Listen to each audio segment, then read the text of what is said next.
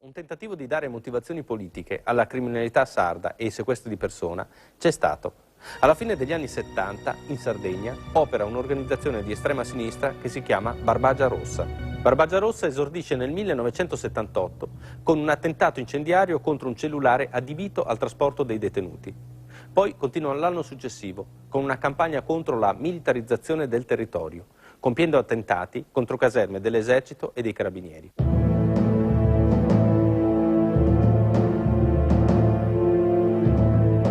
Con l'inizio degli anni '80 alzano il tiro, uccidendo Santo Lanzafame, un appuntato dei carabinieri di Nuoro, e Nicolino Zidda di Orune, che non c'entra niente, si trova soltanto troppo vicino ad un carabiniere che è il vero obiettivo dell'attentato. A Barbagia Rossa cercano di ricollegarsi le Brigate Rosse. I brigatisti Antonio Savasta ed Emilia Libera vengono mandati a Cagliari con l'incarico di organizzare la colonna sarda delle BR, con due obiettivi: trasferire l'arsenale delle armi delle Brigate Rosse in Sardegna ed organizzare un'evasione in massa di brigatisti dal supercarcere dell'Asinara.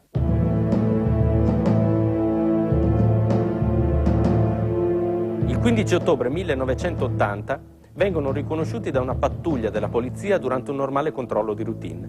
Nasce una sparatoria e i due brigatisti riescono a scappare. Vengono arrestati nel 1982 a Padova, durante la liberazione del generale Doser, e collaborano con la giustizia. Seguono una serie di arresti in tutta la Sardegna e il ritrovamento dell'arsenale che le Brigate Rosse avevano affidato a Barbagia Rossa, che definitivamente scompare. Barbagia Rossa, Brigate Rosse. E poi ci sono naturalmente le organizzazioni legate al separatismo, come nella Sicilia degli anni 50 o come in Corsica, anche adesso. L'indipendentismo sardo che ha naturalmente matura la sua storia in tempi molto lontani, ma che ha avuto momenti importanti, soprattutto verso la fine degli anni 70, all'inizio degli anni 80, quando un gruppo di personaggi aveva deciso, come dire, di intervenire in modo tale da staccare la Sardegna dalla madrepatria. Il centro di quei fatti era una serie di attentati che si svilupparono soprattutto contro tralicci oppure centraline telefoniche, e in particolare un attentato di un certo rilievo fu quello nei confronti della sede della Tirrenia. C'è anche un gruppo eversivo che si occupa espressamente di sequestri di persona. Si fa chiamare MAS, Movimento Armato Sardo, e firma alcuni sequestri, tra cui quello di Anna Bulgari Callissoni e di suo figlio Giorgio, rapiti ad Aprilia in continente e rilasciati soltanto dopo il pagamento di un riscatto di 4 miliardi e il taglio dell'orecchio del ragazzo. Lei ha temuto di morire in quei giorni? Sì, parecchie volte. Oltre ai sequestri di persona, il MAS firma anche alcuni omicidi contro testimoni che avevano visto troppo e avevano deciso di collaborare con le forze dell'ordine, e contro banditi che avevano deciso di parlare. Campagna Peci la chiamano, riferendosi a Roberto Peci, il fratello di Patrizio Peci, uno dei più importanti pentiti delle Brigate Rosse, ucciso dalle BR come vendetta trasversale. Prima di quei fatti certamente l'editore Gian Giacomo Feltrinelli si interessò di questi problemi e naturalmente aveva l'idea di realizzare in Sardegna la Cuba del Mediterraneo. Gian Giacomo Feltrinelli, grande editore, fondatore dell'omonima casa editrice, ma anche dei GAP, gruppi di azione partigiana, un gruppo di estrema sinistra che nei primi anni 70 teorizza la lotta armata, è una delle figure più complesse e interessanti di quegli anni. Prima di morire nell'esplosione di una bomba in quello che viene ritenuto un attentato a un traliccio dell'alta tensione a Segrate, in provincia di Milano, Gian Giacomo Feltrinelli incontra Graziano Mesina e gli propone di politicizzarsi, di portare le versioni in Sardegna e di farne una specie di piccola Cuba del Mediterraneo. Graziano Mesina rifiuta, e con lui molti altri banditi, e quindi il legame tra eversione e banditismo in Sardegna rimane lento, affidato unicamente alle convinzioni individuali di ognuno. Anche i separatisti in Sardegna sono stati un fenomeno quasi folclorico, addirittura un salotto, direi, sotto molti aspetti, perché la verità è che un vero separatismo in Sardegna non c'è stato mai, di fatto. Semmai c'è stato il contrario, cioè l'idea di adattarsi più di quanto invece da parte di Roma, come si diceva, ci sia stata l'idea di essere adatti. Come in Sicilia, anche in Sardegna gli anni di piombo hanno avuto uno sviluppo diverso che nel resto d'Italia. Perché? Perché la Sardegna è troppo piccola? Perché in Sardegna non c'è stata la connessione tra banditismo ed eversione? O perché la Sardegna occupa un posto troppo importante dal punto di vista strategico e geopolitico? In Sardegna le basi militari della NATO coprono 2000 km di costa e 150.000 ettari di terreno. Un decimo della Sardegna è sottoposto a servitù militare. C'è la base di Capo Teulada, quella di Capo Malfatano, e c'è anche la base sull'isola della Maddalena, che nel corso degli anni è diventato il punto di appoggio logistico più importante per i sommergibili nucleari della NATO.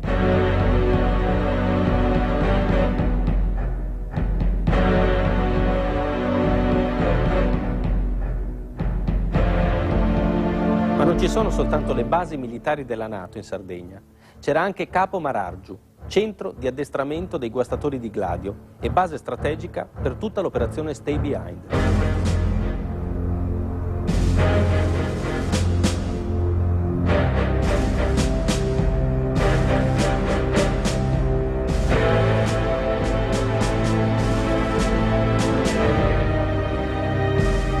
È importante la Sardegna per la sua posizione, sia dal punto di vista strategico che politico.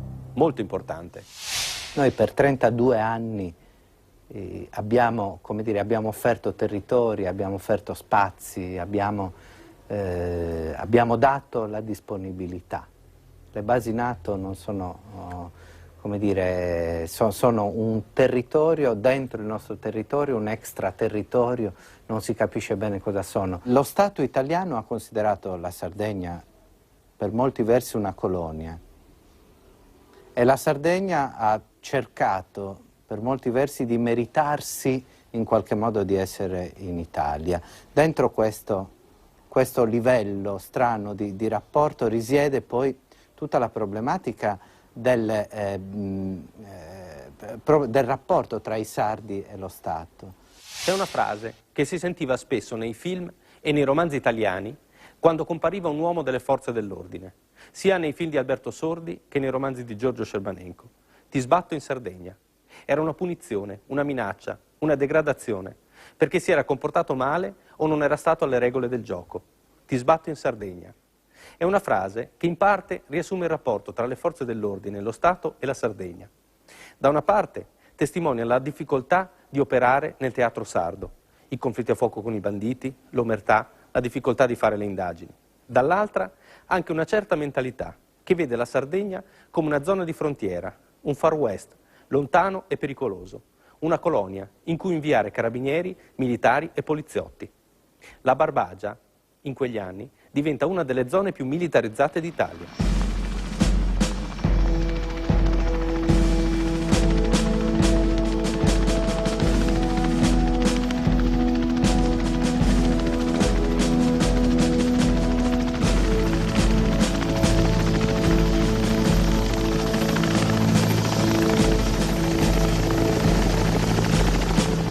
Sul versante delle indagini, polizia, carabinieri e magistratura non restano con le mani in mano.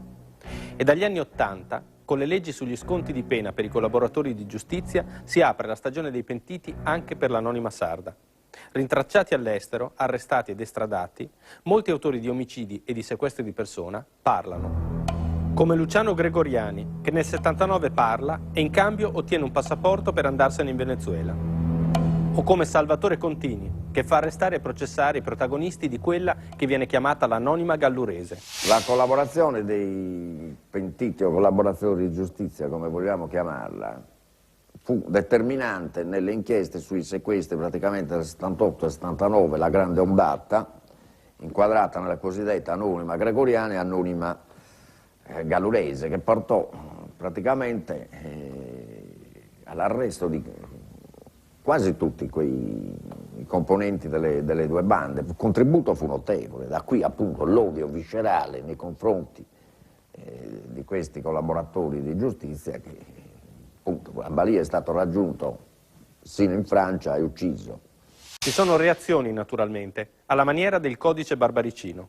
Decine e decine di informatori e di pentiti vengono uccisi, come Alberto Baglia, che si rifugia a Marsiglia, ma viene trovato e viene fatto saltare per aria con una carica di tritolo sotto la macchina. Ma non c'è soltanto questo in Sardegna, non c'è soltanto violenza e silenzio omertoso. Assieme all'azione di magistrati, poliziotti e carabinieri c'è anche quella della gente. Di quella parte della Sardegna che al gioco dei banditi non ci sta e reagisce e chiede allo Stato un'azione più incisiva.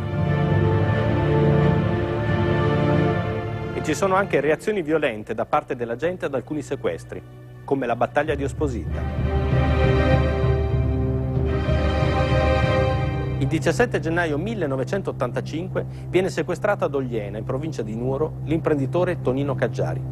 I banditi riescono a tenerselo per un giorno solo, perché fino da subito si scatena un'enorme battuta, una caccia all'uomo alla quale partecipano, oltre alle forze dell'ordine, anche centinaia di compaesani di Caggiari, che battono tutto il sopramonte, palmo a palmo, nonostante faccia freddo, sia buio e nevichi anche. I banditi vengono agganciati il giorno dopo, a Osposidda, sulla strada tra Orgosolo e Ogliena. Il sequestrato viene liberato sano e salvo. Il conflitto a fuoco inizia attorno alle 14:30 e continua per almeno 3 ore, a colpi di fucile, pistole, bomba a mano e mitra. I banditi non si arrendono, le forze dell'ordine non mollano. Nascosti tra i cespugli di mirto, in mezzo alla neve, i banditi sparano e le forze dell'ordine rispondono e per 3 ore a Osposidda c'è la guerra. Si arriva quasi fino a sera, con il buio che cala e le munizioni che stanno finendo. I banditi non si arrendono. Quando vengono individuati e stanati, saltano fuori sparando e si fanno ammazzare. Alla fine restano sul terreno il vice brigadiere di polizia Vincenzo Marongiu e 4 banditi, tutti latitanti.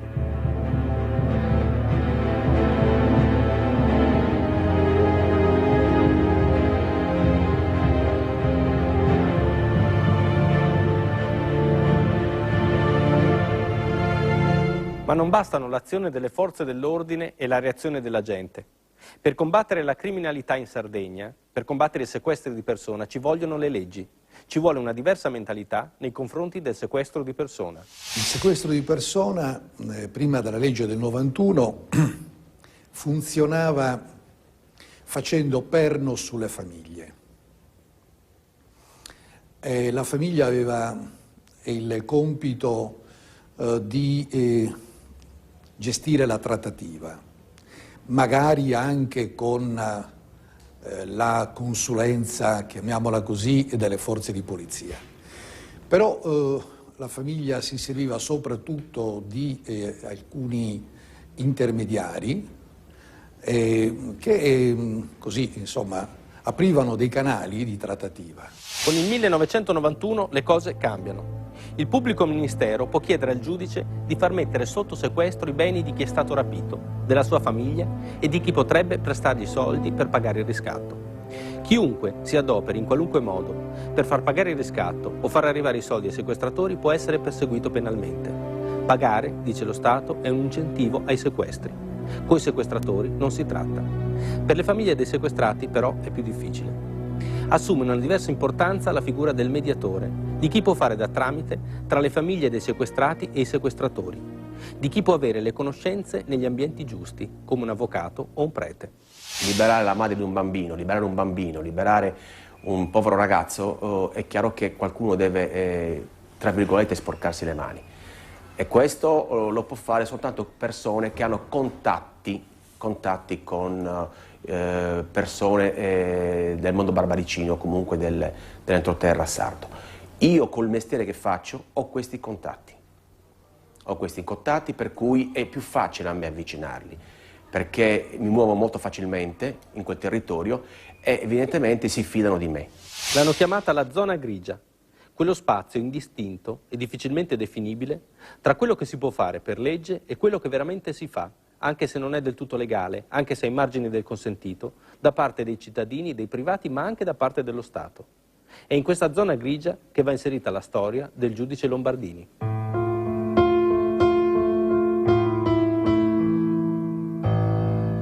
Per raccontare la storia del giudice Luigi Lombardini, bisogna prima raccontare la storia di un altro sequestro, il sequestro di Silvia Melis. Silvia Melis è una giovane donna di Tortolì, in provincia di Nuoro, figlia di un imprenditore. Il 19 febbraio 1997, verso le 9 di sera, Silvia telefona col cellulare agli amici che deve vedere a cena. Ha appena ripreso il bambino dalla babysitter, tarderà una mezz'ora, poi sarà a casa e potranno vedersi lì. Gli amici vanno a casa di Silvia, ma non la trovano. Allora vanno a casa del padre, il signor Tito, ma non è neanche lì. Tornano a casa di Silvia, suonano, ma Silvia non risponde. Però qualcosa di strano c'è. C'è l'auto di Silvia giù dallo scivolo del garage. Vanno a vedere e trovano la macchina con le portiere aperte, il cellulare sul pavimento e il piccolo Luca, il figlio di Silvia, che ha 4 anni, addormentato sul sedile di dietro. A questo punto è tutto chiaro. Si tratta di un rapimento. Da ieri la Sardegna vive l'incubo di un nuovo sequestro di persona. L'anonima ha colpito nel nuorese, a Tortolì. Ha scelto un bersaglio facile, una ragazza di 27 anni, Silvia Melis, figlia di un noto ingegnere, madre di un bimbo di 4 anni. Per la famiglia di Silvia Melis, per suo padre Tito, inizia il calvario che ha accompagnato tutte le famiglie dei sequestrati. È un'attesa che io definirei senza fine. Questo è il pensiero dominante della giornata, ma soprattutto della notte. Perché la notte, quando uno è con se stesso, che non ha nessun motivo di distrazione, e non fa altro che vedere la realtà così come essa è, ed è tragica, mi creda. Silvia Melis resta nelle mani dei suoi rapitori per 265 giorni, 9 mesi. È il sequestro più lungo che abbia avuto come vittima una donna da parte dell'anonima sarda. L'11 novembre, poco prima delle 6 di sera, 2 agenti in borghese che sono di pattuglia su un'autocivetta di commissariato di Orgosolo notano una donna che cammina da sola sul ciglio della strada, tra il bivio di Galagnoli e il ponte di Bade Carros, in Barbagia. È Silvia Melis, che racconta di essere stata lasciata sola dai suoi rapitori e di essersi liberata. Gli agenti la caricano in macchina e la riportano a casa.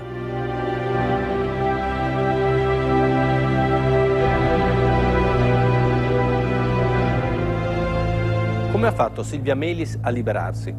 Di solito i sequestratori le chiudevano le catene con un certo numero di maglie perché le stringessero i polsi e non potesse liberarsi. Quel giorno il carceriere si è sbagliato e gliela chiuse con una maglia in più. Silvia dice che era già successo anche il giorno prima, ma non aveva avuto il coraggio di scappare. Quel giorno invece il coraggio lo trova, si libera e scappa.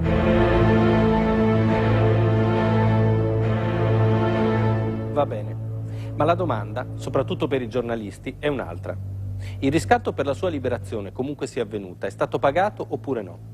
E se fosse stato pagato, chi ha fatto da mediatore? Nel sequestro di Silvia Melis ho svolto un ruolo molto più preciso, nel senso che non mi stavo interessando in modo giornalistico, perché era un sequestro che era troppo lontano dalla mia zona, e alla fine un amico, un carissimo amico, al quale non ho potuto dire i nomi, mi chiedeva di portare dei segnali precisi in certi ambienti barbaricini, in particolare ad Orgosolo. Avevano individuato loro che il sequestro di Silvia Melis si svolgeva, la regia era ad Orgosolo.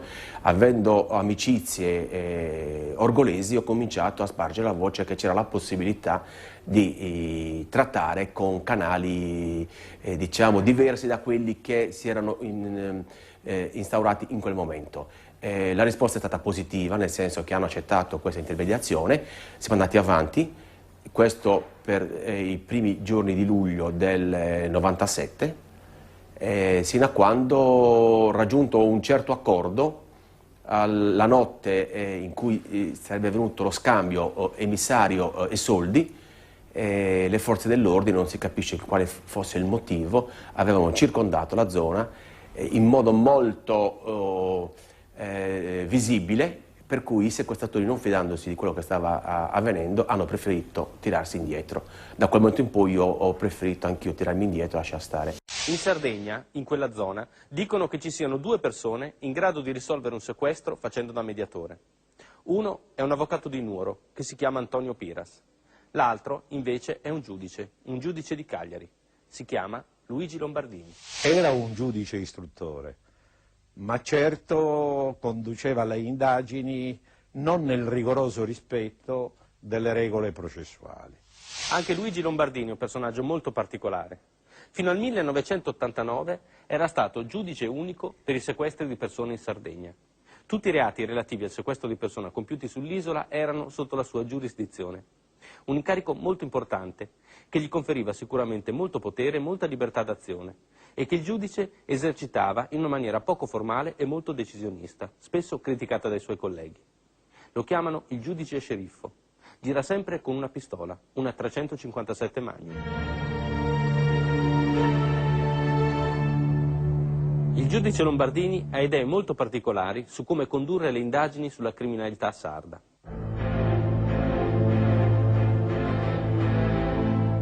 Una di queste è che per eliminare il sequestro di persone in Sardegna bisogna prima eliminare i latitanti. Eliminando i latitanti svanisce il nucleo operativo più importante del sequestro di persona. Eliminare i latitanti significa trovarli, prenderli, arrestarli, oppure convincerli a costituirsi.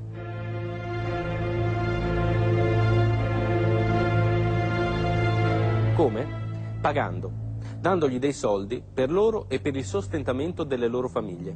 E sempre pagando si possono ottenere informazioni sui sequestri. E ancora pagando si può ottenere la liberazione dei sequestrati. Pagando. Ma con che soldi?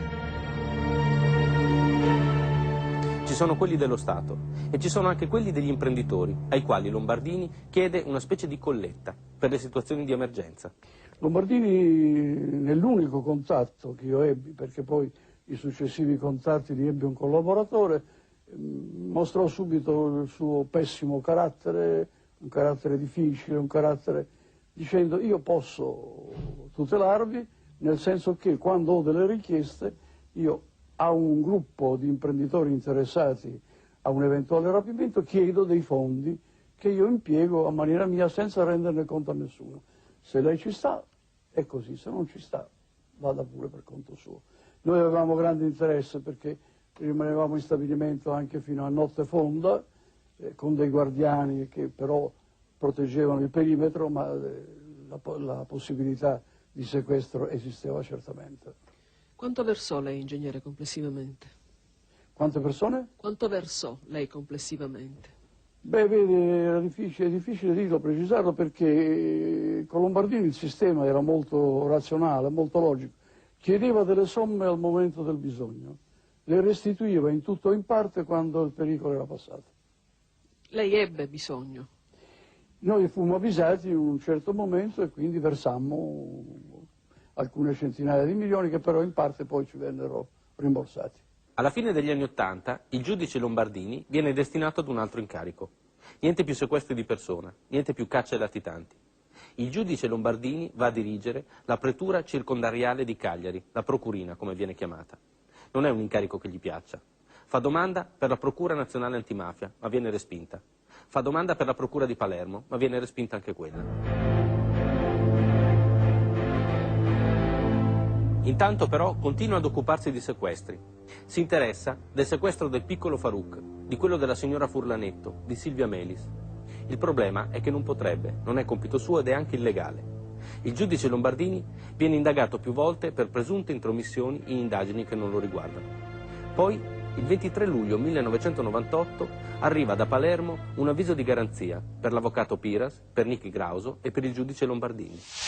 Mi ritrovo sotto processo a Palermo con l'accusa di aver sottratto 1 miliardo a Tito Melis, il miliardo destinato al pagamento del riscatto di Silvia Melis, che poi effettivamente io pagai aggiungendo un altro 1 miliardo e 650 milioni di tasca mia, e l'accusa che mi viene rivolta dai giudici di Palermo, che sono competenti per il fatto che insieme con me era imputato il giudice Lombardini, e quindi ciò ha fatto sì che la competenza del processo venisse spostata da Cagliari a Palermo,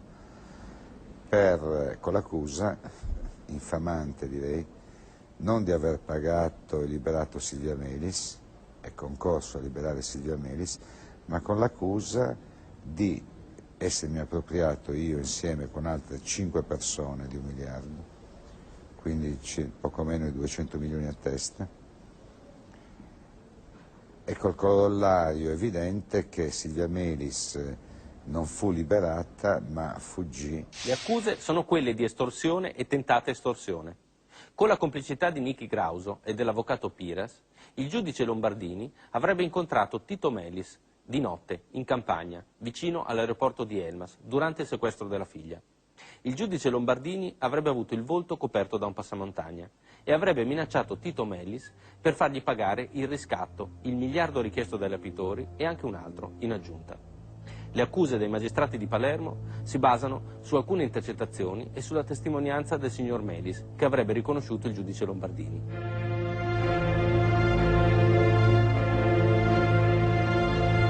Gli accusati negano decisamente. Nega l'avvocato Piras, nega Nichi Grauso, che anzi dice di avercelo messo lui il primo miliardo e di non sapere niente del secondo, e nega il giudice Lombardini. Ma le indagini si concentrano su di lui, sul suo modo non autorizzato di fare indagini e sulla sua rete di imprenditori, latitanti e informatori. La rete Lombardini la chiamano. Se vogliamo parlare di rete parallela di Lombardini, io direi prima facciamo una ricerca storica, vediamo come funzionavano le cose prima. Nel 1800 e rotti, ad esempio, fu lo stesso Giolitti che intervenne in un sequestro di persona, quando furono sequestrati, prelevati 2 francesi. Per evitare un caso politico, pressò le autorità locali sarde a risolverlo in qualunque modo, a qualunque costo, a qualunque prezzo, tant'è che fu cercato il latitante più famoso di allora, un certo Corbedo, per risolvere a qualunque condizione questo sequestro. Il Corbedo lo risolse, non volle una lira. Cioè, strano, fece più bella figura il delinquente patentato schedato delle istituzioni atte a proteggerci. Questo è l'andazzo del sequestro di persone in Sardegna. Di qualunque cosa si tratti, c'è materia su cui indagare. L'11 agosto 1998 il procuratore di Palermo Giancarlo Caselli va a Cagliari assieme ad altri 5 magistrati per interrogare il giudice Lombardini.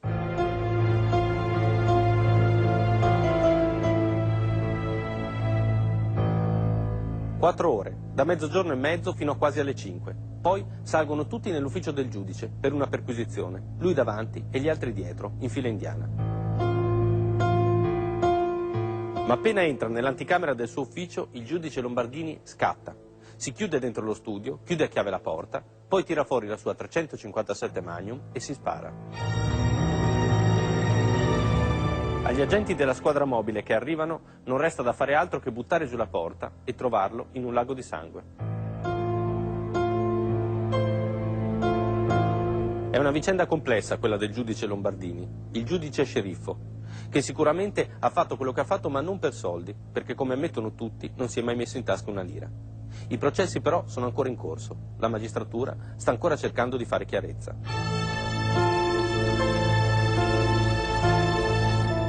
Quello di Silvia Melis è il penultimo sequestro di persona avvenuto in Sardegna. L'ultimo avviene l'anno dopo, nell'ottobre del 1998, quando 2 uomini sequestrano un ricco allevatore di Olbia, Mauro Mura, e lo infilano nel bagagliaio della macchina. Ma il signor Mura ha con sé un coltellino, taglia le corde, apre il bagagliaio e scappa fino a una casa vicina. Ottobre 1998, è l'ultimo sequestro di persona. Dopo quello, di sequestri di persona in Sardegna non ce ne sono più. L'anonima sarda, qualunque cosa fosse, sembra non esistere più. La criminalità organizzata sarda si dedica ormai ad altro. L'obiettivo è fondamentalmente il traffico di droga, l'obiettivo sono le rapine a portavalori, dove la quantità di denaro che si riesce a racimolare attraverso questo tipo di attività delinquenziale è notevolmente superiore a quella che si otterrebbe nell'ipotesi che si facesse un sequestro di persona. La stagione dei sequestri di persona in Sardegna è finita perché dicono che il sequestro non paga. Io sono convinto che il sequestro di persona sia nel DNA dei sardi, per cui è soltanto una pausa. Speriamo di no. Un posto come quello, come la Sardegna, non si merita le violenze dei sequestri di persona, come non si merita le violenze dei banditi di oggi, e neanche quella di chi, da fuori, la considera soltanto un bel posto da sfruttare e depredare. Gli unici misteri e gli unici segreti che dovrebbe tollerare sono soltanto quelli della sua tradizione e della sua antica cultura. La Sardegna per te rimane bella? Tanto è vero che ci sono rimasto, no? E penso di rimanerci ancora a lungo, il più a lungo possibile.